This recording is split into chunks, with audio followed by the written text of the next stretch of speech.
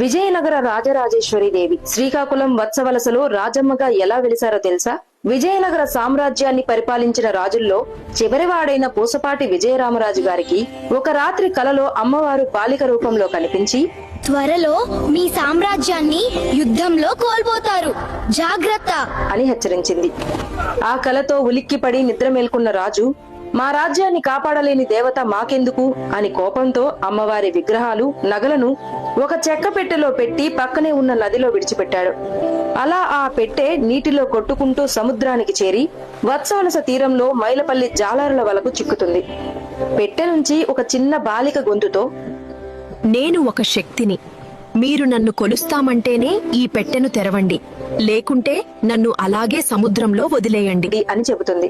అప్పుడు ఆ మత్స్యకారులు భయభక్తులతో, అమ్మా, మా జీవనం సాగడమే మాకు చాలా కష్టం, నిన్ను కొలవడం మా తరమా అని అడగ్గా అమ్మవారు ఇలా బదిలిచ్చారు. ముందు మీరు ఈ పెట్టెను తెరిచి నన్ను మీ ఇంటికి చేర్చండి. నన్ను దర్శించడానికి నా భక్తులు వస్తారు. ప్రతి ఏడాది వారి సంఖ్య పెరిగేలా నేను చూసుకుంటాను. మీరు నన్ను నిశ్చింతగా కొలవండి, మిమ్మల్ని చల్లగా చూస్తాను. అమ్మవారి మాటతో వారు ఆ పెట్టెను తమ ఇంటికి చేర్చారు. అప్పటి నుంచి ఇప్పటి వరకు మైలపల్లి వంశస్థులు ఆ పూరి గుడిసి ఇంట్లోనే అమ్మవారిని పూజిస్తూ ఉన్నారు. అమాయకులైన ఆ మత్స్యకారులు శ్రీ రాజరాజేశ్వరి దేవి అని పలకలేక ప్రేమగా రాజమ్మ, రాజులమ్మ అని పిలుచుకుంటారు.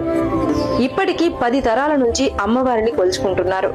వచ్చిన భక్తుల కోర్కెలు తీరుస్తూ కొంగు బంగారమై ప్రతి ఏడాది తన భక్తులను పెంచుకుంటూ వస్తోంది. మీలో ఎంతమంది ఈ దేవతను దర్శించుకున్నారో కామెంట్ చేయండి. అలాగే మన ఛానల్ ని సబ్స్క్రైబ్ చేసుకోవడం మర్చిపోకండి.